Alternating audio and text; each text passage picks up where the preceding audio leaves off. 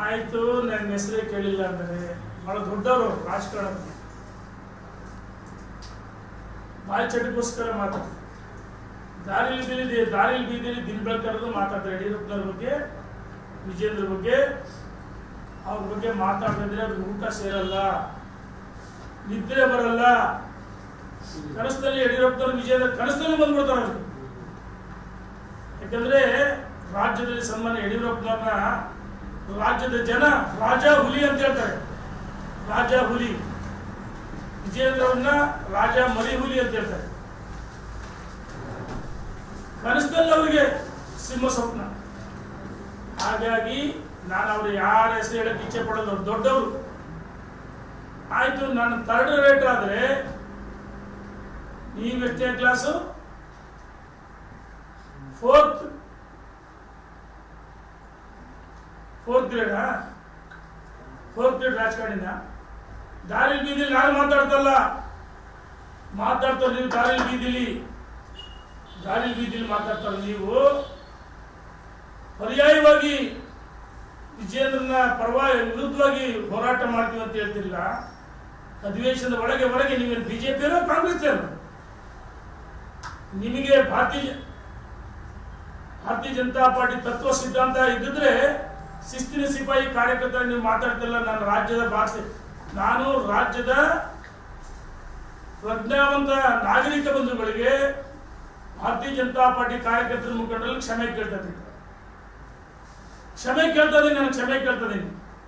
ಇವತ್ತಿನ ಗೊಂದಲಗಳು, ಕಾಂಗ್ರೆಸ್ಸಿನ ವೈಫಲ್ಯಗಳ ವಿರುದ್ಧ ಹೋರಾಟ ಮಾಡಬೇಕಾಯ್ತು.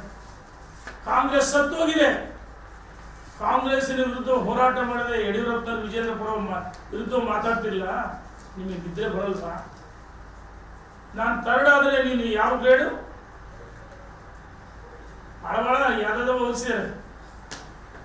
ನನಗೇನು ಹೋಲಿಸಿಲ್ಲ. ಎಲ್ಲವೂ ಅವರೇ.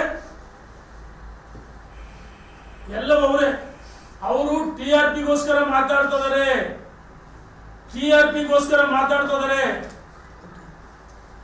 ಯಾಕಂದ್ರೆ ಬೇಕಲ್ಲ ಬಾಯಿ ಚಟಕ್ಕೆ. TRP ಎಲುಬಿಲ್ಲದ ನಾಲಿಗೆ ಅಂತೇಳಿ ನಾಲಿಗೆ ನರಿಬಿಡ್ತಾ ಇದ್ದಾರೆ. ಅವರು ಬಳಸಿದ ಭಾಷೆಗಳನ್ನ ನಾನು ಬಳಸಲ್ಲ. ನನಗೆ ನನ್ನ ತಂದೆ ತಾಯಿ ಸುಸಂಸ್ಕೃತ ಕಲಿಸ್ಕೊಡ್ತಾರೆ. ಸಂಘ ಪರಿವಾರ ಬಿಜೆಪಿ ನನ್ನ ಒಬ್ಬ ಶಿಸ್ತಿನ ಸಿಪಾಯಿ ಕಾರ್ಯಕರ್ತ. ಅಟಲ್ಜಿ ಅವರಿಗೆ ಅವಮಾನ ಮಾಡ್ತಾರೆ. ಅಟಲ್ಜಿ ಅವರಿಗೆ ಇವತ್ತು ಬದುಕಿದ್ರೆ, ಈ ಪುಣ್ಯಾತ್ಮ ನಾನು ಅಟಲ್ಜಿ ಅವರ ಸಚಿವ ಸಂಪುಟದಲ್ಲಿ ಮಂತ್ರಿ ಆಗಿದ್ದೆ ಅಂತ ಹೇಳ್ತಾರಲ್ಲ, ಬಹುಶಃ ಅವ್ರು ಇದ್ದಿದ್ರೆ ಎಷ್ಟು ನೋವು ಮಾಡ್ಕೊಳ್ತಿದ್ರು. ಅಟಲ್ಜಿಗೆ ಅವಮಾನ ಮಾಡ್ತೀನಿ.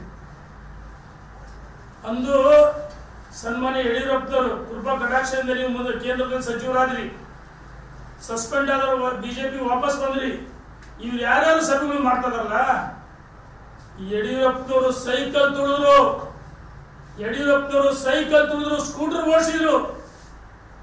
ಸಂಘ ಪರಿವಾರದಿಂದ ಹಿನ್ನೆಲೆ ಒಬ್ಬ ಕಾರ್ಯಕರ್ತ ಯಡಿಯೂರಪ್ಪನವ್ರ ಬಗ್ಗೆ ಮಾತಾಡೋ ನೈತಿಕ ಹಕ್ಕಿಲ್ಲ. ನನಗೂ ಸಭೆ ಮಾಡಕ್ ಬರುತ್ತೆ. ನಾವು ಬಹಳ ಜನರು ಚರ್ಚೆ ಮಾಡಿದೀವಿ. ಸಂಸತ್ ನಡೆಯುವ ಸಂದರ್ಭದಲ್ಲಿ ರಾಷ್ಟ್ರೀಯ ನಾಯಕರನ್ನ ನವೆಂಬರ್ 25ರಿಂದ ಪ್ರಾರಂಭ ಆಗುತ್ತೆ ಅಧಿವೇಶನ. ದೆಹಲಿಗೆ ಭೇಟಿ ಮಾಡ್ತೀವಿ. ನಾವು ಯಾಕೆ ಸುಮ್ಮನಿದ್ವಿ, ಸೇರೋದು ಬಿಟ್ಟಿವಿ ಅಂದ್ರೆ, ಯಡಿಯೂರಪ್ಪನವರು ವಿಜೇಂದ್ರ ಅವರು ಯಾವುದೇ ಗುಪ್ತ ಸಭೆಗಳು ಮಾಡಬಾರದು, ಪತ್ರಿಕೆ ಹೇಳಿಕೆ ಕೊಡಬಾರ್ದು ನಮಗೆ ಸೂಚನೆ ಕೊಡುತ್ತೆ. ಇವರು ಬಾಯಿ ಅರಿಬಿಟ್ಟಾಗ ಅನಿವಾರ್ಯವಾಗಿ ನಾವು ಮಾತಾಡ್ತಾರೆ. ನಮಗೆ ಮಾತಾಡಲೇಬೇಕಂತ ಏನಿಲ್ಲ. ನಾವು ಮಾತಾಡಿ ಗೊಂದಲ ಕಾರ್ಯಕರ್ತರು ಹೋಗುತ್ತೆ. ನಿಮ್ಮ ಹೋರಾಟ ಯಾರ ವಿರುದ್ಧ? ಕಾಂಗ್ರೆಸ್ ವಿರುದ್ಧ ಹೋರಾಟ ಮಾಡಬೇಕಾಯ್ತು. ಬಿಜೆಪಿ ವಿರುದ್ಧ ವಿಜೇಂದ್ರ ಮಾಡ್ತಿರಲ್ಲ, ಯಡಿಯೂರಪ್ಪನ ಬಗ್ಗೆ ಮಾತಾಡ್ತೀರಾ. ನೀವು ಸೈಕಲ್ ತುಳಿದು ಪಾರ್ಟಿ ಕಟ್ಟಿರ, ಸ್ಕೂಲ್ ಓಡಿಸಿರ, ಐಷಾರಾಮಿ ಕಾರುಗಳು ಬಹಳಷ್ಟು. ಎಲ್ಲಿಂದ ಬಂತಂದ್ರೆ ಸಕ್ಕರೆ ಕಂಪನಿ ಮತ್ತೊಂದು ಅದು ಇದು ಭ್ರಷ್ಟ ಮಾತಾಡ್ತಿಲ್ಲ. ಎಲ್ಲಿಂದ ಬಂದಿವಲ್ಲ ಆಸ್ತಿಗಳು? ಯಡಿಯೂರಪ್ಪ ಪಾದಯಾತ್ರೆಗಳು ಮಾಡಿದ್ರು, ಜೈಲಿಗೆ ಹೋದ್ರು, ಸೈಕಲ್ ತುಳಿದ್ರು, ಸ್ಕೂಟರ್ ಓಡಿಸಿದ್ರು. ಯಡಿಯೂರಪ್ಪನ MTR ಫುಡ್ ಅಲ್ಲ. ಇನ್ನೊಂದು ಬಾರಿ ನಾನು ಅರಿಬಿಡಬಾರ್ದು ಅಂತೇಳಿ ನಾನು ಹೇಳಕ್ಕೆ ಇಚ್ಛೆ ಪಡ್ತೀನಿ.